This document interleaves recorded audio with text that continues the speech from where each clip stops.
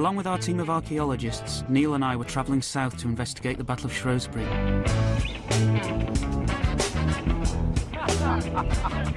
It was here in 1403, at the end of a sweltering hot day in July, that for the first time English archers used the devastating power of the longbow against one another.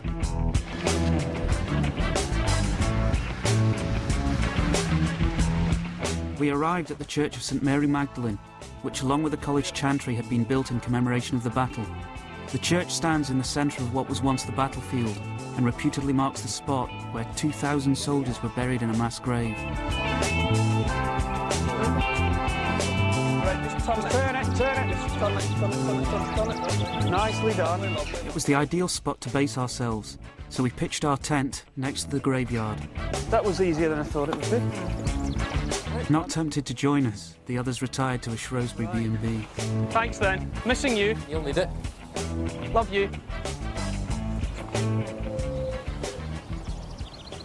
The Battle of Shrewsbury is a great tale of betrayal. It had its origins in 1399, when Henry Bolingbroke overthrew the rightful King of England, Richard II, and had himself crowned Henry IV. At the time, his most prominent henchman was Harry Hotspur, the eldest son of the powerful Percy family.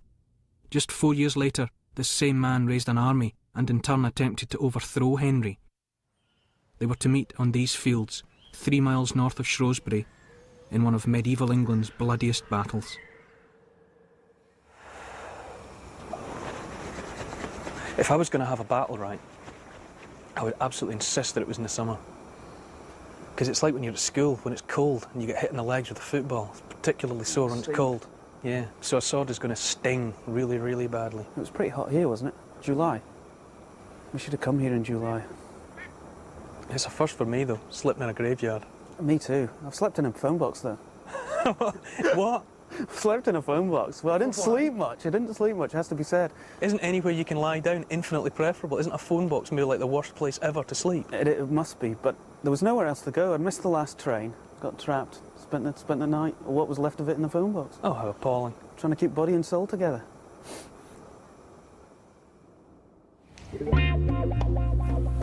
Oh, it's like a Christmas card out here, Neil. I'm just grateful I didn't slip away in the night. Our archaeological work at Shrewsbury was going to be a great challenge. The battle took place about 600 years ago, and throughout that time, corrosion, scavenging and constant agricultural use will have taken its toll on the artefacts left from the fighting. Taxi for Oliver? That'll be us. We had chosen 2 areas of investigation, the battlefield itself, where we were camped, and a site next door where a medieval village called Albright Hussey once stood. Before tackling the battlefield, we wanted to find out about the people who were caught up in the Battle of Shrewsbury, so it was off to try and uncover the medieval village. Today at Albright Hussey, there's a luxury hotel, but right next to it was the field we were interested in.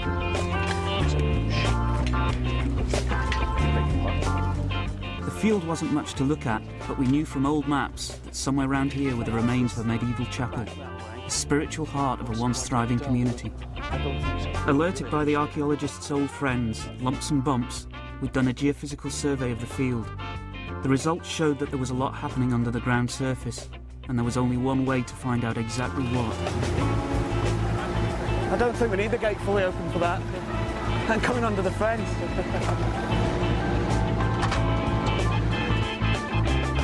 These clay bits look really level and floor-like. Is it pot? Oh, no. Tile. It's pretty flat on the back, isn't it? I say, look at this. It's that stuff again, and it's at the same height. Some they are. Isn't it? That's nice. Battles are fought just in the open landscape. They happen where they happen. And what we're looking at here is the site of a village, which was essentially on the battlefield. Yeah. At the time. The people living in a place like Albright Hussey are just going about the normal run of things. They're just going about their business on that 21st of July. And suddenly they find themselves confronted with an army of thousands of men on horseback, men in armour, men being pursued. It will rapidly become clear to the people living here that something big was about to go down. And as it happens, Hotspur chooses their backyard to draw things to a conclusion. You wouldn't be sat there watching the telly and watching the breakfast news going, oh, and there's some nasty stuff about to happen next to Shrewsbury. Yeah. You'd look out your door and all of a sudden, certainly you might have heard gossip and stuff, but I would imagine there'd be some surprise. Maybe they get themselves out of there. Maybe they skedaddle. Maybe they take themselves away. Maybe they watch. They might well have seen the rain of arrows filling the sky. Then in the aftermath, what you're going to have are men fleeing the battle, and they're going to come back to places like this. They know that there's houses here. They know that there's people here that might be able to tend their wounds. They maybe just want to get out of sight, so they're going to come back here. So these people have been completely swept into it. Right, it's been a pleasure as usual, but I'm off. Drive carefully now, right? Okay, See you in a bit. See you, folks. As Tony and the others pressed on, I headed into Shrewsbury to talk to Philip Morgan of Keele University. I started off by asking him what sort of people fought at the Battle of Shrewsbury. There's the lower ranks, those that were dragged in and really didn't know why they were there, whose experience of warfare was zero, and whose total experience of warfare was going to be about 8 hours of the most stupefying terror. The man who I'm running with in my own writing is a man called Richard Hay, and he's killed at the Battle of Shrewsbury. And in the weeks and months before the battle, he's being employed to tidy up the Lord's Park and do some building works there. So he's hedging and ditching all at fourpence a day. And you have this sense of him being plucked from this, a man in his kind of woodland labourer's outfit. And the next time you see him by name, it's when the bailiff records that he was killed at the Battle of Shrewsbury against the king. So what kind of injuries are the survivors going home with? The most common injury is to lose your right hand. Oh. And of course that's that's what you hold up, and so there's a sudden glut of specialist left-handed labourers after the Battle of Shrewsbury. But the best, it's in a chronicle by Thomas Walsingham, who's a monk at St Albans. He tells a story about Archibald Douglas, the Scots lord who was fighting for Hotspur, who'd been injured at the Battle of Humbledon Hill the previous year, where he'd lost an eye. And Walsingham says that he was monoculato et deuno testiculo castrato. So he lost a testicle at Shrewsbury. What a very vivid language Latin is.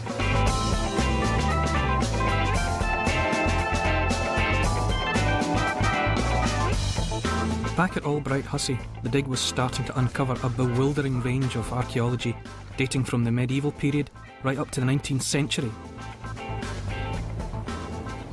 In this trench, we've got quite an impressive arrangement of stones, which poor old Katinka has taken ages to clean up, to show us exactly what's happening. And this is actually a road, and it's running in this direction here, up toward where the guys are in the trench over there. What you've got is a camber in the middle of the road, which is sloped to allow drainage of water off either side, with bigger stones on it. But on either side of that, you can see there are smaller stones and also little hollows, grooves, running through, and they're actually the wheel ruts. So as a wagon or a cart travelled along the road, it would eventually make these ruts. So we can actually see where the wagons themselves moved, which is quite interesting. We can't for certain say how old the road is, but we know that it was used right into the 19th century. The earliest material we've got is actually from that trench down there. This is on the lower ground, the marshier part of the site, and we were joking that it might turn into a water feature. And as you see, we've got a duck pond here. What we actually found in it are pieces of what we call green glaze pottery. This is medieval pottery. This is actually quite early, and this is 13th or 14th century. So this would actually date back to the time of the battle. And this is quite exciting because this really ties us down to the period of the battle itself. It's got a slight green tinge to it, and they actually used lead in the glaze to give it a hard, shiny decoration on the outside. Now, because they were using lead, it's said that medieval potters actually developed lead poisoning, and it would give them the shakes, which can't have been the best thing for a potter to have if he's making jugs and drinking vessels. But it doesn't come from what we'd call a secure context. It doesn't come from a building. It may just be junk, rubbish that's been thrown out from the settlement lying just on the ground. But over in this trench, which is higher up and drier, we've got some quite exciting stuff, quite tantalising stuff, and it's been a bit of a roller coaster ride this morning, actually trying to work out what's happening. And as you can see, we have the two musketeers in here, scraping away. And I Tony P. Guys, And Dr. P. what we've got is what we believed to be the site of the medieval chapel. We at first thought that these were the walls of the church. We've got the outer wall here and its opposing wall over that side. Now, obviously a medieval chapel, we'd expect quite a substantial stone building with nice sandstone blocks. But what we've actually got are what we call robber trenches. They're really the ghosts of walls. If you demolish a building entirely and grub out the foundations, what you're left with are the foundation trenches, and they later get filled with rubbish and all sorts of junk, and that's really what that is. It tells us where the wall was, but we haven't got the wall itself. Excavating inside, first thing we came across, the first definite level, was this hard-packed layer of stones. It's a cobbled surface, it's a floor. And what we think is the remains of the church were actually used as some sort of farm building, possibly a barn or a byre. So we're quite hopeful that somewhere underneath there we'll find the earlier medieval floor related to the church. So what I'm going to do now is see whether they've got any new ideas, which I doubt. Banksy. Well, you wouldn't know a new idea if you fell over it. You see, hopefully what we have here is Dr. Banks on his knees in the house of God, and not the cattle buyer. Yeah, I think it's entirely appropriate for me to be on my knees here, if this is a chapel. Hotspur's one of the most famous names in English history, and it's the nickname of Henry Percy, the eldest son of the Earl of Northumberland. Shakespeare describes this guy as young and impetuous, as though he's picked up this nickname because he was kind of hot-headed. In reality, Hotspur has demonstrated over many years that what he is an efficient soldier. He has been so enthusiastic in his defence of the English border against marauding Scots that he's developed this reputation for being straight into the heart of the battle. As soon as there's trouble anywhere, he's in there, he's hot in the saddle, hot spurs, he's this enthusiastic, active soldier. He's the eldest son of the Percy family. At this time in medieval England, it's one of the most powerful families around. It's quite helpful to think of like the mafia, with lots of powerful families vying for ultimate power, using each other, turning against one another when it's suited. Henry IV was from the House of Lancaster, and the Percys for a long time had been effective allies of this house, and they have conspired and colluded over the years. Most recently, they've usurped Richard II and put Henry IV on the throne. Now, one of the ways of making money in those days, if you were a warlord, was to ransom prisoners. You took prisoners in battle, then you ransomed them back. You could make a pretty tidy sum out of doing this. This is what one of the things Hotspur is expecting to do in the aftermath of recent battles.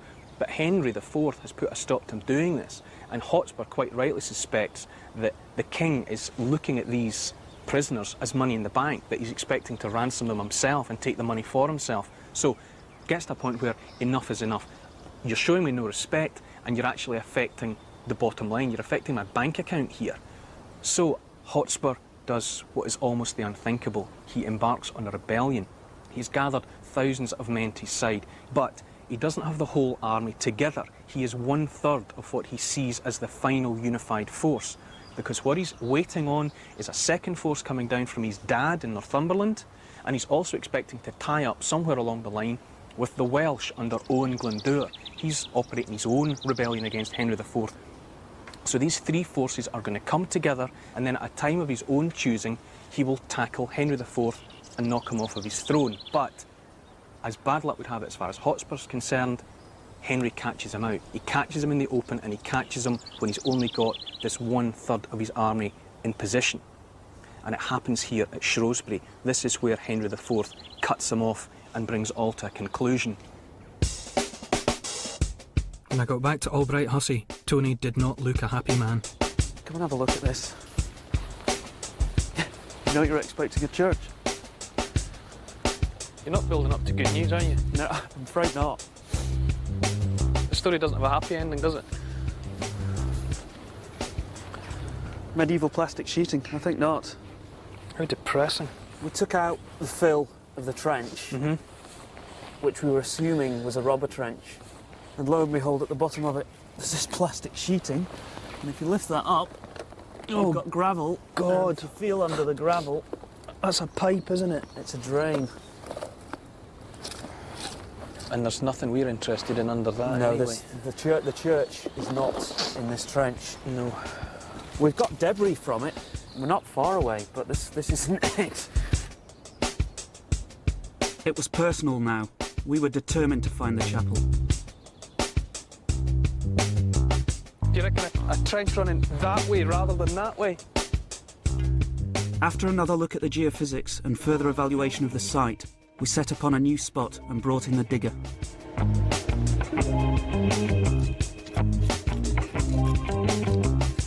They got barbed wire and porcelain.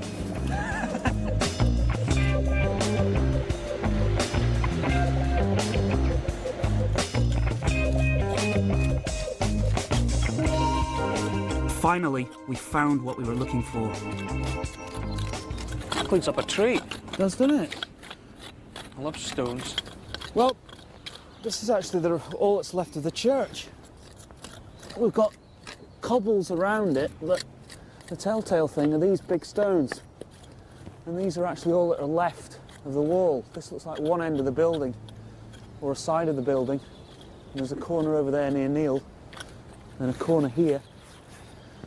And as you can see, it's not surprising that there wasn't much left on the surface, because they're flat as a pancake, really. But definitely here.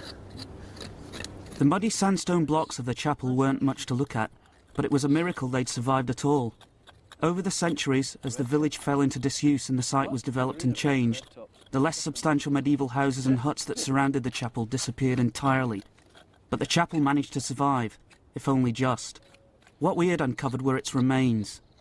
Our archaeological evidence indicated we had found the gable end of a simple but substantial building with cut sandstone walls that were at least 1/2 metre thick. And as we would expect with a chapel, it was oriented east to west. The prize we were really after here was the chapel, because we knew there was a chapel which was in use at the time of the Battle of Shrewsbury. It's had a hard old history, that church. Once it had fallen out of use because they built the new church over on the battlefield after the battle had taken place, that was deconsecrated and basically became a ruin. But then the farmers, not wanting to waste a nice, strong building, turned it into a byre, into a barn. So it turned from the house of God into the house of cows. And the cobbles that we're seeing are all part of this farmyard. And we weren't too far wrong when we said over there, oh, it might have been a barn. It gives you this emotional connection to the battle, because the soldiers coming through on the way to it in those very religious and superstitious times would have certainly sought out a handy chapel. I'd have been in and the offer church. prayers and seek blessings. I might have stayed in the church. Praying for all that was worth. The night before the Battle of Shrewsbury, Hotspur had his troops camped 2 miles away at Berwick. Then, in the morning, to make sure that he secured the best ground from which to fight the king, he marched his army past our village to a nearby ridge that dominates the surrounding countryside. This is where we would be working tomorrow, switching our attention from civilians to soldiers.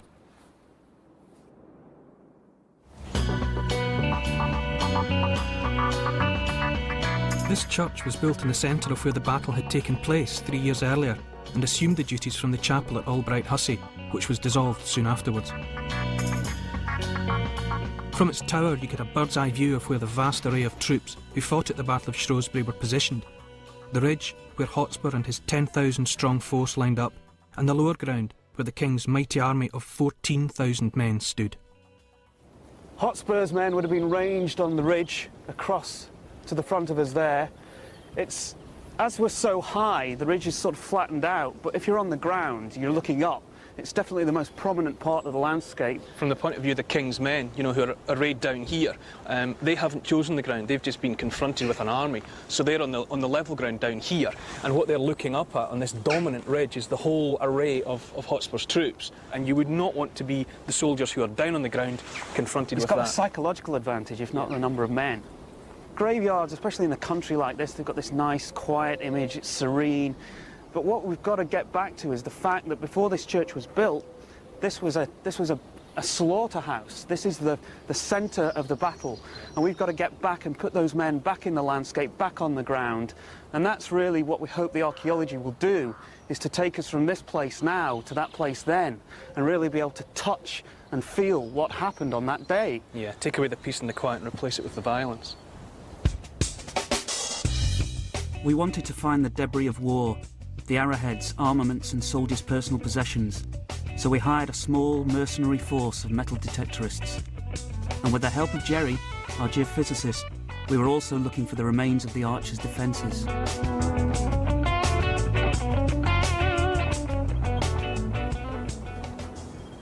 Look at Jerry in that field. He's like a pea on a drum. He's lost in it. What Jerry's actually doing, we're doing a series of geophysical grids. We've got a corridor, a big strip coming right the way from the top of the ridge, right down towards the hedge. And what we're trying to do is we're trying to find evidence of any defences that the longbowmen on Hotspur's side may have put in place. Let's not forget this is the most important archery battle ever fought in Britain. It was traditional for the English longbowman to actually, if not dig himself in, to at least put a spike in front of himself to stop the enemy coming onto him. Because an archer's actually very vulnerable. He's static in the landscape, and if he can be quickly broken up, a line of archers can be quickly broken up with a cavalry charge unless they've put some means in the ground in front of them to deter that kind of advance. I mean, it's a real long shot. Jerry's willing to give it a go. He may not be Hotspur, but he's pretty heroic as far as we're concerned, because it's taken him a long time to get up and down that field. The herringbone defence that Jerry was looking for was zigzag-shaped pits or trenches, which were sometimes dug by the archers for added protection. Geophysics can give you a good indication that there's something beneath the ground surface, but it's not X-ray vision. So when Jerry showed us his findings, we were dumbfounded. There, staring us in the face, was a distinctive zigzag pattern, with a chevron about 16 metres across. So in a day or so we might have, for the first time in 600 years, Well, there we go, Tony. longbowmen's trenches scattered across this hillside. Excitement unbounded. That would be phenomenal. Yeah, that'd be well great. done, well done. Thank you very much. Now, for the proof of the pudding, we had to dig it. What's with the sunglasses? Archaeology's rock god, look at him. Anticipating what might be just below the surface had fired our imaginations. We could start to picture Hotspur's army lined up along this very ridge, his men-at-arms waiting in the rear with the formidable array of archers in front. It's certainly not a sight I'd be keen facing, and I'm sure it gave Henry some pause for thought. A casual observer could be forgiven for thinking that Henry IV was the man who had everything, the cat that got the cream, because in 1399, when he was plain old Henry Bolingbroke, a nobleman, he had deposed the rightful King of England and actually replaced him on the throne himself. It was a spectacular coup d'etat. Lots of nobles dream about doing this. Henry Bolingbroke pulled it off and called himself King Henry IV. But in fact, by 1403, everything that can go wrong has gone wrong for him. There are pockets of revolt around the kingdom. For the past 3 years, he's been fighting a guerrilla campaign that's been waged against him by Owen Glendower along the Welsh borders. No one's taken him seriously. The French, for example, call him the so-called King of England. They don't rate him as a monarch at all because he hasn't got the bloodline. Imagine Henry's chagrin when he discovers that Hotspur, his staunchest ally down through the years, has actually turned on him. But on the other hand, Henry IV has got a really good opportunity to crush somebody right here, right now. And more importantly, not just stamping out Hotspur, he can really put his mark on his kingship and show that he's truly not a man to be messed with. The battle commences, and it kicks off with an archery duel, and this is a truly terrifying spectacle, and it's the first time that longbowman has faced longbowman on English soil.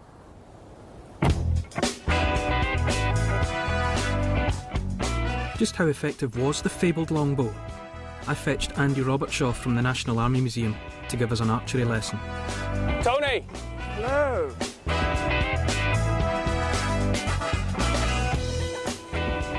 Are you happy enough with your orientation on the field of battle? No, I'm not. Right, well, we're on the top of the ridge, or just off the top of the ridge. Yeah. And this is where Hotspur's men would have been positioned. Right. They'd have been lined up along here, facing down slope, and at the bottom of the hill, facing up slope, you'd have had Henry's men. Got it. And they were probably just beyond where the church is now. Right. From here, where would you guess that an archer could reach? Well, you could hit those people down there in the field of flags, no problems at all, probably even beyond. So even as far as the hedge? Yeah, it's about 240 metres. Shall we have a look at the armour? Yes, please. But what I've got is a jack. It's the lining for a boiler. It looks like an old sleeping bag. That's going to be worn under mail. Yeah, let's have a go. Let's put it under my arm. Get my head, Lou. Get my head. There we go. Happy with that? Oh, thrilled. Neil. It's a lot of fun in here. That's not working. You've got a real problem there. Where is your arm? The thing is, we let it drop, which is the problem. Okay, up we get. The battle's got to be over before you're dressed, mate. All right, Neil. Can somebody Pull. navigate for the sleeve? You got it? Right. Straight out. I can see your hand. I can see it. It's in the trees. It's coming. There it is. There we go. It's a boy. It's ugly, though. But how's it feel? Fantastic. You are now wearing a grand total of 6 stone 6 of stone. mail. People tend to think about medieval warfare and think about everybody wearing lots and lots of armour. And sure, as the period goes on, the wealthy people are, but but the poorer ones are wearing what's available, and that's it. I'm definitely wearing what's Well, let's available. precisely. Stay in that. Is that going to fit on Neil's big giant head? I don't know. That's we're going to see. Going to tangle his hair up. Amazing. There we are. And then this helmet I had worn a by an mirror. archer. Go on, on it goes. I think I'm sinking into the mud. You're right. I'm sinking into the mud without armour on. Right. Well, look. Let's have a look at some of these. Right. What we've got is a good selection of military arrows. Each arrow is for a different sort of target. Hunting arrow or against horses, called a bearded arrow, sometimes called a swallowtail. That will go into the horse and it won't come out. So the horse will become completely unrideable. That will do a similar thing, that crescent. You're going to sever tendons, nerves, And that's spinning, isn't it? An arrow's spinning. Yeah. corkscrews into the target. Yeah. Absolutely. By this period, the princes, the nobles, the knights are wearing almost completely plate armour. You see, you need something like these. And these are called bodkins. And they will simply punch a hole through armour. Incredibly sharp. If you're lucky, it'll glide off.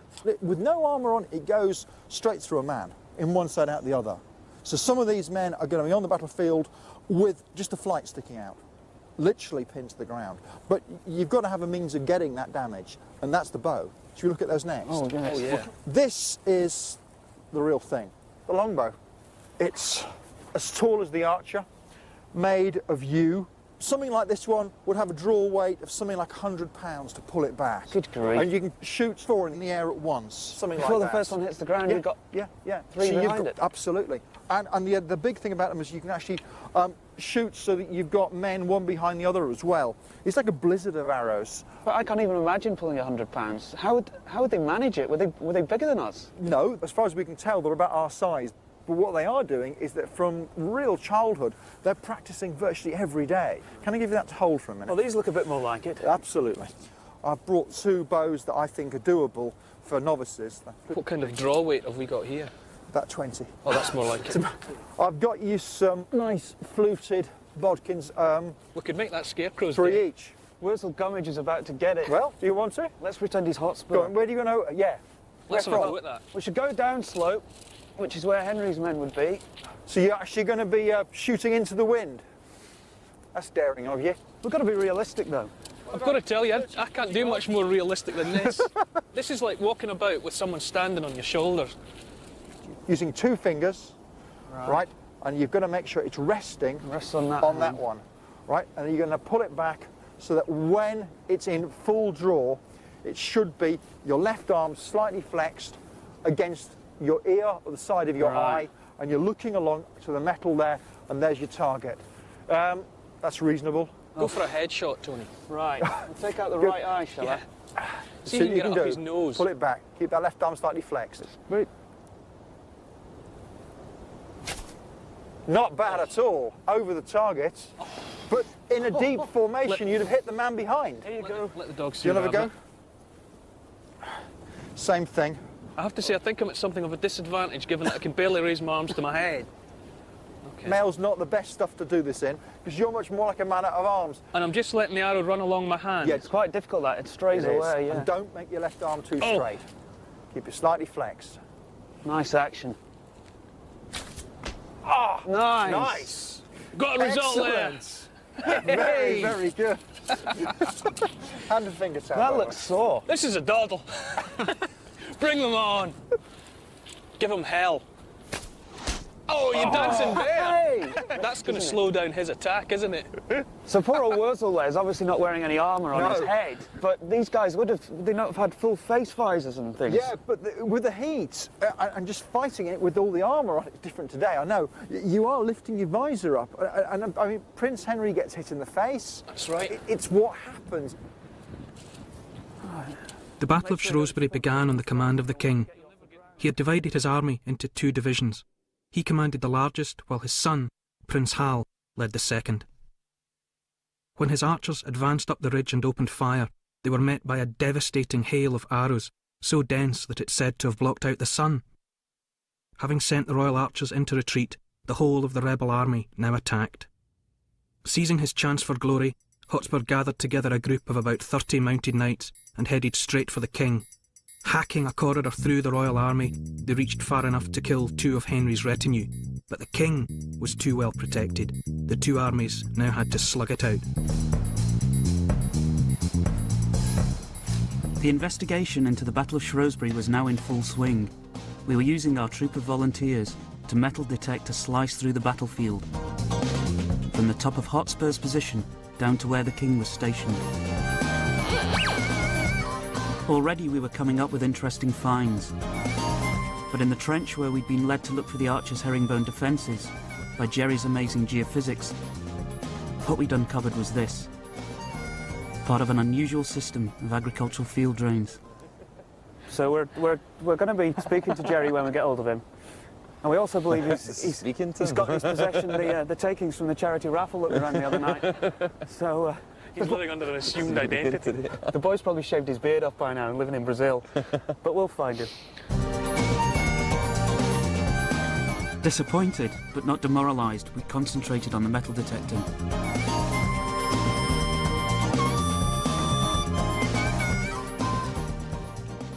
It was Henry IV's son, Prince Hal, who broke the stalemate in the battle. Leading his division in a bold manoeuvre, he managed to advance and swing around into the rear of Hotspur's army, practically surrounding them. This gave the king's army the advantage, and its superior numbers now began to tell. But Hal's valour had come at a price. He'd been seriously wounded by an arrow to his face. Prince Hal was just 15 at the time of the battle. 10 years later, he succeeded his father to become Henry V, one of England's greatest warrior kings, who led the English to a famous victory at Agincourt, where the longbow was crucial in decimating the French. But a well-shot arrow at the Battle of Shrewsbury had put all that at perilous risk. Taking along the seriously wounded Pumpkinhead that Tony had shot earlier, I went off to meet Carol Rawcliffe, an expert on medieval medicine. Hello, Carol. Hello. I have here a dreadfully badly injured pumpkin. Oh my goodness. I don't know if there's much you can do for him. It's a wounded patient, isn't it? Tony and I have spent a thrilling afternoon recreating some medieval archery. And we know that Hal, Prince Hal, took a wound to the face. Right. What could surgery of the day have done for him? Obviously they pulled him through. Right, well, the first thing they try and do is to get the arrow out. They managed to get the shaft of the arrow out, but the head, which is this, the point of the arrow is still embedded in his face. It comes at him from the side. We have a very good and very clear account of what happens, written up by the surgeon who finally managed successfully to get the whole thing out. And he explains it enters over thwart, so it's coming like this, and it's probably coming into the face here and landing into the bone. And it's stuck in, they say, a good few inches, about 6 inches, so it's coming at a difficult angle for anyone to extract. Mm-hmm. They start by giving him drinks, a fearsome brew, possibly, which is made up part henbane, part alcohol. Henbane? Henbane is a stupefactive, and it's also potentially poisonous, but it deadens the patient, makes them sleepy. And to this you add a laxative, so it passes through the system very, very quickly, because you don't want it hanging around inside you. Right. On top of this, Henry would have had people praying, chanting, and talking or mouthing charms over him, which was a standard bedside procedure in the Middle Ages. I'd have been asking for a bit of peace and quiet. Oh, Give a man some peace. You're a I've got an 20th arrow in my face here. You're a 20th century archaeologist. You're not a 15th century prince. But the theory is that it relaxes you, obviously makes you think of the next life if you are going to end this one. But in addition to that, it may have had a slightly hypnotic effect. But the poor man is waiting there for 5 days. So along comes Bradmore, who is surgeon to Henry IV, Howell's father, and has probably been on the battlefield with his retinue of 6 archers. And he looks at the patient, sizes him up, and comes up with this. I don't want anyone coming anywhere near me with one of them.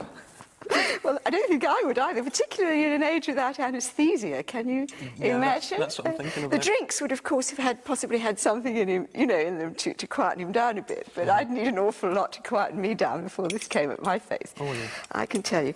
How it works is extremely ingenious. It's a bit like the roll plug principle, if you can imagine it. Right. As you turn it downwards, and this is entering into the wound, this part here is fanning outwards. Right. So, having probed the royal wound, Oh. you've fitted it in, Right. and it's getting tighter and tighter inside the head of the arrow, like that. So it's fitting very snug now, and you can fit your hands around It's this, the stuff of nightmares. and then holding onto it tight, because you don't want anything to go wrong at this stage. You want to do it in one.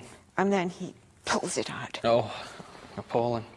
But this would have left Henry or Howell with I think, quite a significant wound.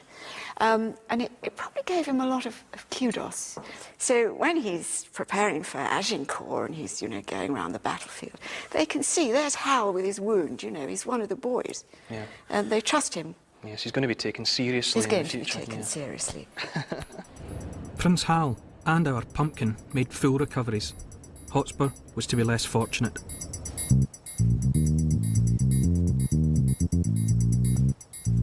Almost 600 years ago, on the fields we were metal detecting, the Battle of Shrewsbury reached its bloody climax.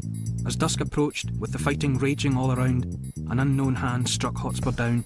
News of his death spread rapidly amongst his men. With the leader dead, their morale collapsed. As many began to flee the field, Henry scented blood and launched a merciless pursuit. By nightfall, the battle was over, and about 6,000 men were dead. In the third phase of our research into the Battle of Shrewsbury, we'd be looking into the story of where some of these unfortunate men are buried. But before Andy went, we got him to cast his eyes over some of our metal detector finds. What we've got are a small selection here of what we think might be the real McCoy. These are the goodies so far. Let's start with the favourite. Well, it looks like the fluted bodkin we used this morning, doesn't it? Yeah. Actually, quite a lot like a fluted bodkin. There's one Like that that. made earlier. Yes, with the socket having gone, because that's quite thin, and the rest of it remaining. Yeah. Yeah, it's good. Looks a bit This is vaguely another of those nail-like. ones where you look at it and you think, Ooh, what were you thinking? Like a long bodkin? Well, we were thinking of, Yeah. have we got one over there? yeah, Sort of like pointier one. that. Actually, it's bent at the right point. Look, Yeah. hasn't it? Obviously, you've got Yeah. iron in the soil for 600 years. It's gonna warp and you It's can almost gotta- see that waste there, can't you? Yes. Yeah. It's almost the same place, and they're never going to be a perfect match because they're all handmade. Yes. Yeah. Yeah. Absolutely right. Well, that's great because those two arrows have actually come from grid number 1, which is right on the top of the ridge. Right. So if they've been fired, that's actually incoming from the Royalists over into Hotspur's position, Yeah. taking out the rebel archers on its way. Yes. We're assuming that these missed and embedded themselves in the ground. You don't know. I mean, they could strike and bounce off, or just be left behind. I mean, the thing is that they're obviously firing at armoured targets, if we're right. Yeah. Yes. And this is a real sweet little thing. And that really is tiny. Well, it's really interesting, because what it looks to me like is a little bit of decorative silver sewn on, so you can see where the little holes were, or perhaps riveted on. Something that most of the archers couldn't have afforded. So you've got signs of somebody with some wealth here. But you think it's reasonable to imagine someone at the battle being tarted up with this kind of decoration? Yes. We're not talking standard issue uniform. Oh no, here. nothing like that. Style. No. This is something very personal, worn on somebody who lost it here. Stop, everyone! I've lost my spangle. Absolutely. This is totally different character to that. Potentially. Ooh, where's that come from? That's from over that side of the field. So, do we know whether there was any hand-to-hand in that area? Well, we don't. We're We'd be hoping that would, if we get something evidence of like that hand to might hand, give us evidence for that. Yeah, well, the way it's shaped and everything else says it might be something off a weapon like a war hammer. The way that it tapers so that you can strike down against an opponent. From some of the few medieval mass graves that have been excavated, there are skulls with square holes in them, just about those dimensions. That's right. And it's not hard to imagine. Yeah, and the amount of force that would go through armour. Go through a helmet. And if you're unarmoured, then just tough luck. Oh yeah. Yeah, that's it. That's good night for That's you. good. Right, what have we got? Oh, this is quite nice. Well, I think what you've got there is a piece of a chape. On the bottom of a scabbard, you've actually got a little plate on both sides to protect the end. So it doesn't stop that blade going through the leather. Fantastic. What do you think material-wise? Copper. And Well, we were hoping that we had the business end here. Similar shape.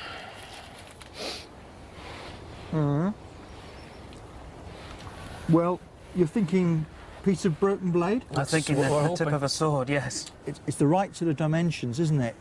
At this period, blades are all handmade, of course. Iron, steel mix.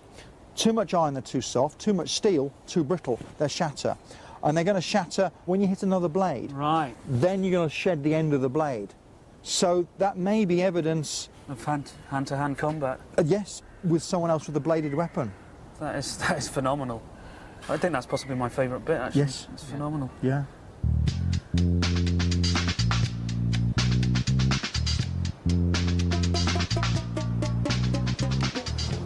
Those medieval undertakers really knew how to treat a corpse, didn't they?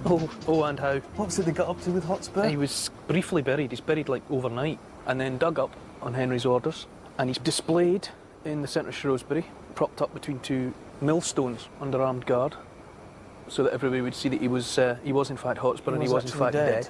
They cut his head off, and then they quarter the body, so it's like arms and legs. Nice. Because they're going to send the bits to principal towns. Bit went to York, didn't it? And then anyway, all the bits were gathered together again after about 3 months and given back to Mrs. Hotspur, and she had him sort of reassembled, I think. Reassembled and decently buried. If you fancy a shot at the throne, this is what's going to happen to you. There's an intriguing mystery surrounding Battlefield Church. It concerns the mass grave of the battle dead that's said to contain the bodies of 2,000 soldiers. According to local tradition, it's located in the western half of the graveyard. We were going to find out the truth. Morning! What time is it? When you have vision. There was also another very interested party.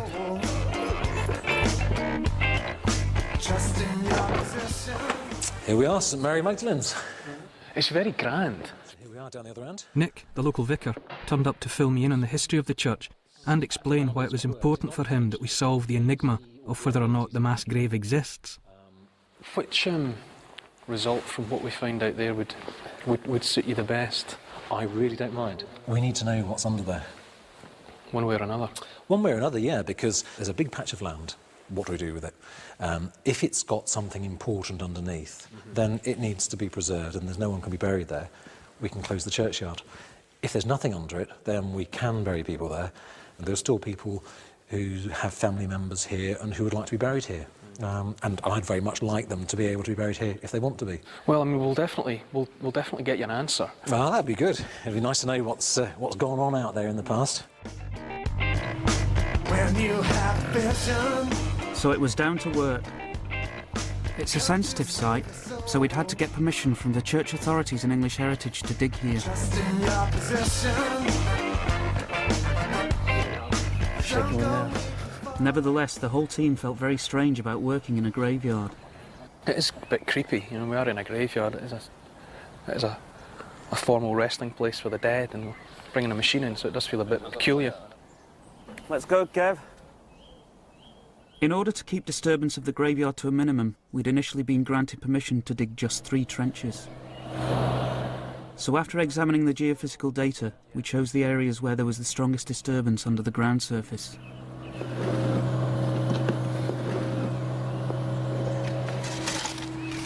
In the first 2 trenches there was indeed something there, but it was only the buried building rubble left over from when the Victorians renovated the church. Then, in the third, we thought we'd found our first clue. Yeah, what's this? Over there, Kev. That's bone.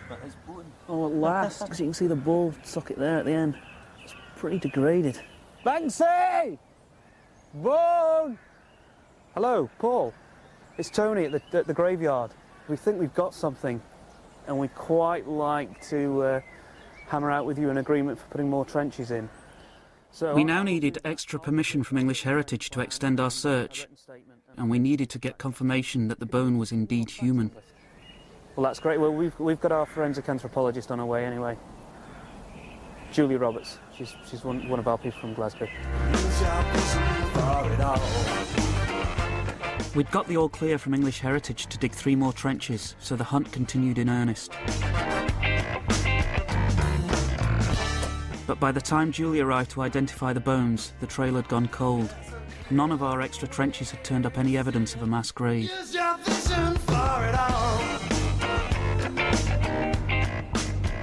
But was our original bone human? It's really difficult to tell when it's in such a poor condition.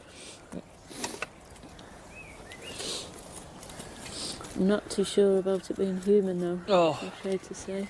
I'd have thought even you would have been able to find a human bone in a graveyard, Tony. I would like to say that if we dug deeper we might find some human bone, but Tinker has discovered that it's a very shallow feature, it's not a pit.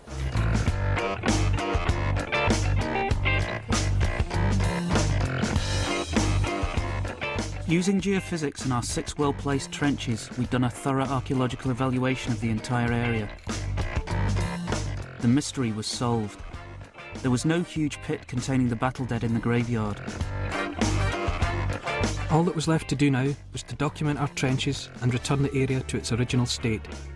And although deep down we'd have liked to have found a mass grave, we were glad we'd made one man happy. The good news for the vicar is he knows exactly what he's dealing with in this end of the field. If he has to bury people, this is a likely plot for it. So we've cleared that up. You can put graves in here without fear of disturbing anything. At the Battle of Shrewsbury, Henry IV had secured his throne, but he'd done it at a price. His one-time friend Hotspur was slain, his son Prince Hal had been seriously wounded, and thousands of men were dead. What's the lethal range on one of these babies? It's about 5 feet with a following wind. Right, you ready? It's going to be a deadly threat to cans. Hang on a minute, my shaky hands. I think I really need silk in my bowstring. I hope you've not had too much to drink. You need a steady eye for this stuff, you know. Are you ready? Right, hang on. I'm not going alone. Right, 1, Leave 2, no man standing. 3.